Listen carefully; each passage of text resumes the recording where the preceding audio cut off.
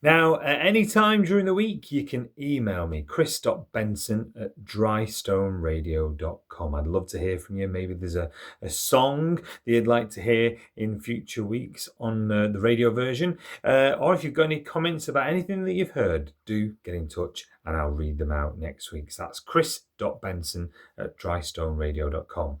Right now, you're in for a treat. Part one of a brilliant interview that I did with broadcasting legend Elton Welsby. He's just got his new autobiography out called Game for a Laugh. Elton was the leading ITV sport presenter for the match between 1988 and 1992, worked for Granada Television from 1978 to the year 2000. Such an iconic career. So here is part one of that interview.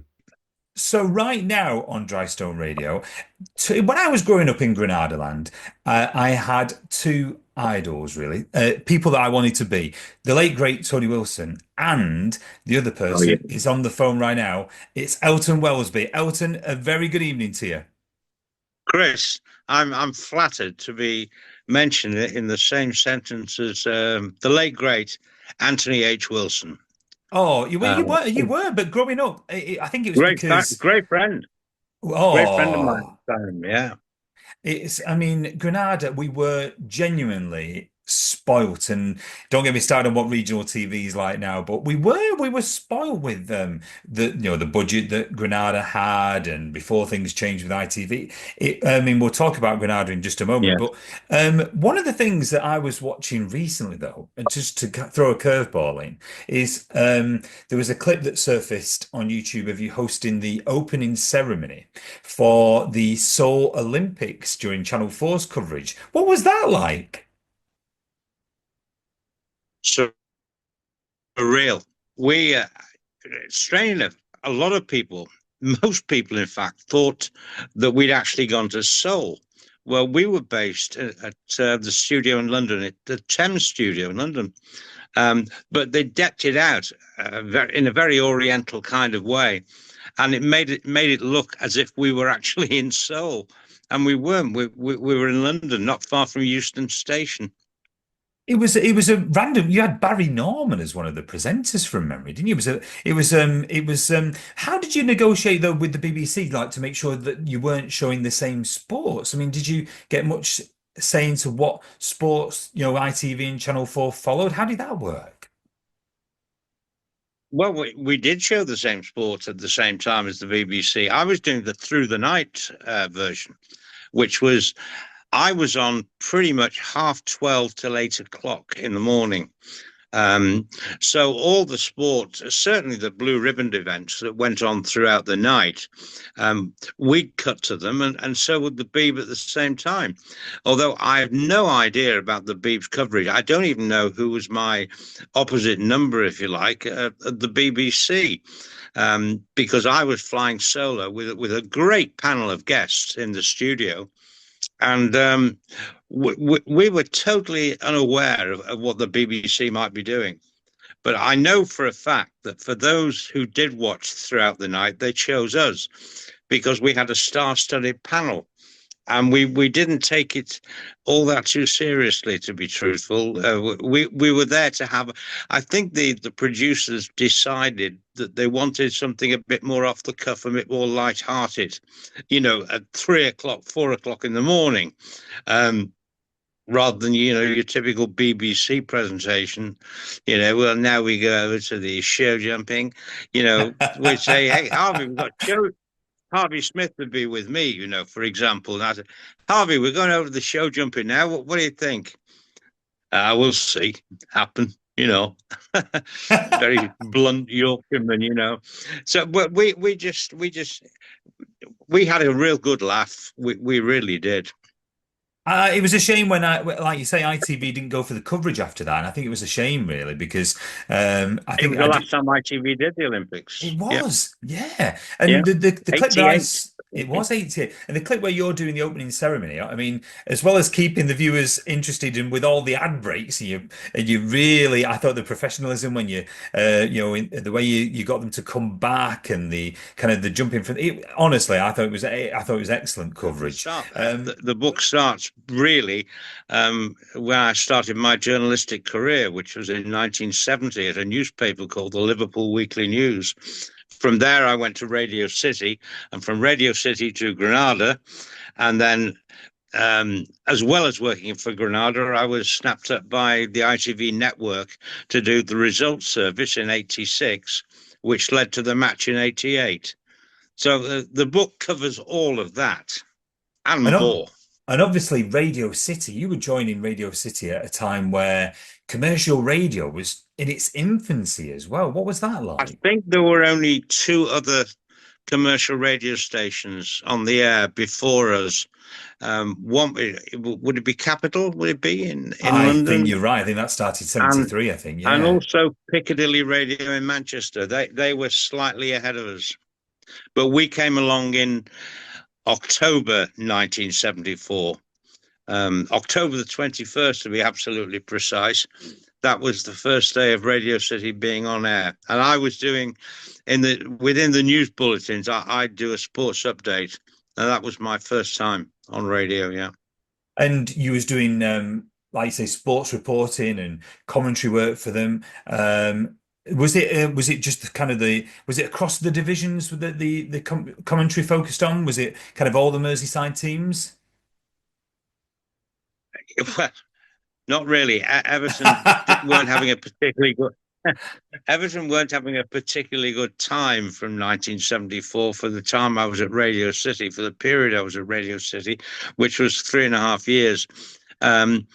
I basically became synonymous with Liverpool because I was commentating on Liverpool games as they were winning the title in '76, the UEFA Cup in '76, and also then going on to the European Cup in 1977, Liverpool's first ever victorious season in Europe, in the European Cup, in what is now the Champions League. And they won, of course, they won the UEFA Cup in 1976, which is now, if the closest you could describe it, will be the Europa League. That's an unbelievable time to be involved and commentating on Liverpool and obviously working with all the people behind the scenes, isn't it, Elton? Well, I put a lot of it down to luck. Basically because I'm well originally from St Helens, but basically I'm a Scouser. So when Radio City came along, it was an ideal vehicle for me to get involved in what I ultimately wanted to do, which was broadcasting. But I could have been, say, from Cumbria, and I've said this many times, I could have been working for Radio Carlisle, covering Carlisle United, or Radio Cumbria, whatever it's called. I really don't know. But I could have been out in the sticks somewhere, and no one would have heard me or have appreciated what I was doing. The fact I was covering Liverpool at home and abroad for that period of time brought me, brought me to the attention of others. And I imagine that compared to nowadays, journalists were perhaps allowed to get a lot closer to the players, perhaps even on non-match days and training days. Is that right? Oh, absolutely right. Yes.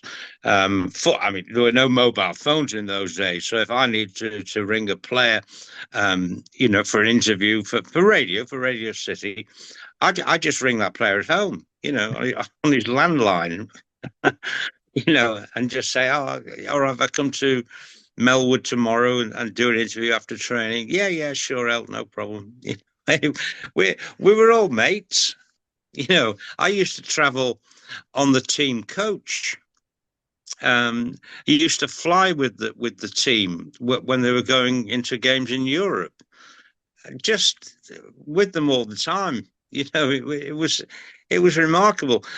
When you look back at it, it was remarkable because you compare it to today, where it seems to me that like the press, whether it be the written press, radio, TV, are sort of kept at arm's length away from, the players and the managers and what have you. In my time, when I started out in the business, it was kind of, we were all in it together, and they seemed to appreciate that I had a job to do and that I was in some ways helping them in terms of developing their personalities and characters and what have you. It was a very, very amicable relationship we had. And sticking with Radio City, there was just something in the back of my mind then. Didn't Bob Paisley have a show on Radio City at one point, didn't he? I've got in my head someone he interviewed. Didn't he interview the Prime Minister or something like that? You're talking about Bill Shankly, my friend. Oh, you see, I was so close. Oh, there was something in my head then. I was like, oh, Bob Paisley's predecessor, the that was one and it. only Bill Shankly. There was only one Bill Shankly. He could never be mistaken for Bob Paisley. He couldn't be mistaken for anybody. He was unique. The greatest character I've ever met in all my years in football, in TV as well. I never met anyone quite like Bill Shankly. And yes, you're right. He when he retired from Liverpool after the cup final in 1974, when Liverpool beat Newcastle quite comfortably 3-0, unlike what happened more recently. And he was kind of at a loose end. And our managing director was a guy called Terry Smith, who knew Bill and Terry became a director of Liverpool a few years after this. And he says to Bill, how would you like to have a chat show on Radio City? Shanks agreed, and it was all set up. I was kind of co-producer on that series. The producer was a guy called Wally Scott, a legend on Merseyside.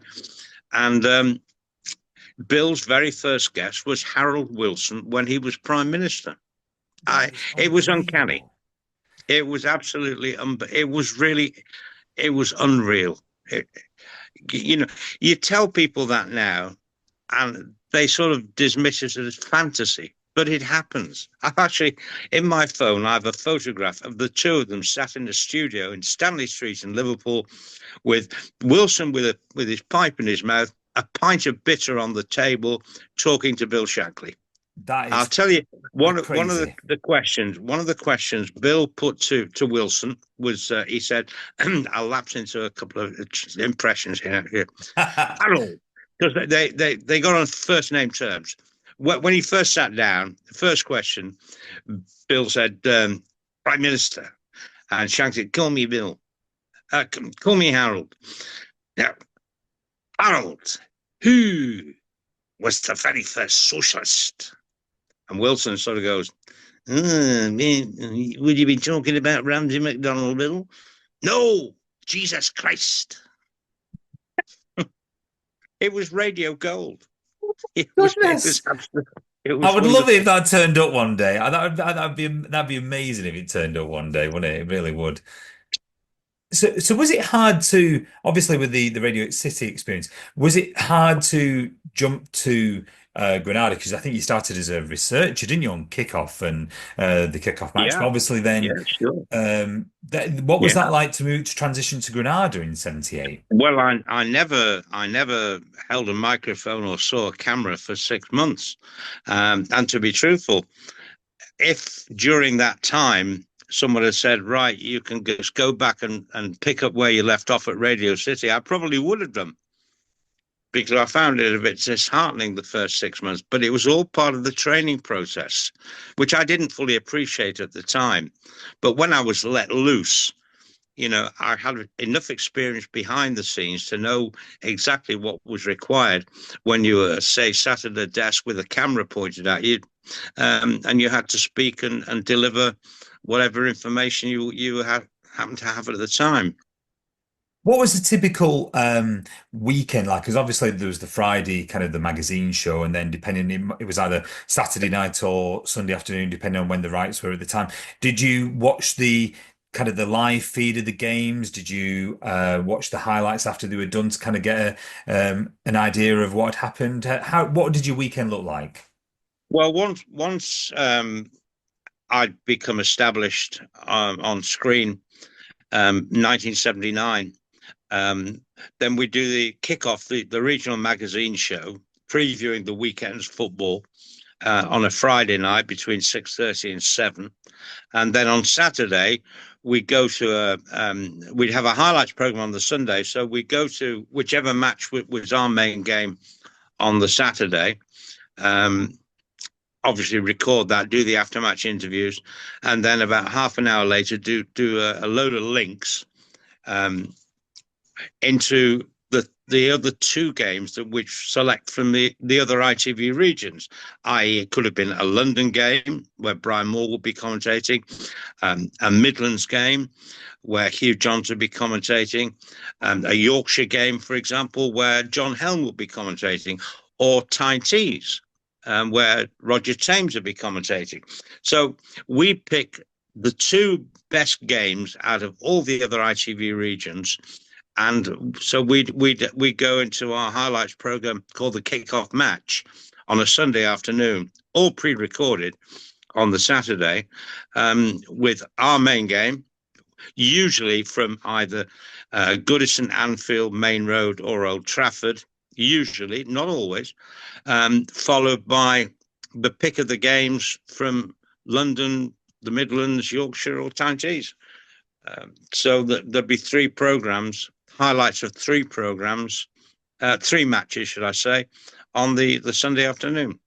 And I really like the format. I mean, I know some of the 83 episodes have been repeated on the Big Match Revisited, but I think we were spoiled with the extended highlights that you got. You really got to you got into the kind of the juices of a game, didn't you? Oh gosh, yes. And also we used to regularly do midweek highlights, Wednesday night highlights. Soccer Um, nights. Granada soccer night. Do you know what? It Still was the mixed. program that I used to sneakily stay up to watch, and my mum and dad would think I'd be asleep. But I tell you what, I used to absolutely love Soccer Night. It was, I know it ran. I think it started in 1990, didn't it? Because Granada wanted. Was it No, coverage no, of? no, no, No, was no. it earlier than that? I was doing soccer night in 1980. Wow. So it started Yeah, midweek, started as early as that, right? yeah, oh yeah, yeah. Midweek highlights programs, yeah. And you'll be pleased to know that part two of that interview with Elton Welsby will be right here on Dry Stone Radio next Friday. Don't miss it. And a reminder that Game for a Laugh is out now, all the usual stockists. And a big thanks to Elton Welsby there. And look out for that. Brilliant, brilliant interview. Right, don't forget you can email chris.benson@drystoneradio.com. I'd love to hear from you during the week. So let me know if you've been listening, where you've been listening as well. But anyway, that is it for this week's show. I'll be back next week at the same time on Drystone Radio or on YouTube if you're watching as well. Hope you've all enjoyed it out there. But enjoy your weekend, whatever you're up to, and I'll see you then. Bye for now.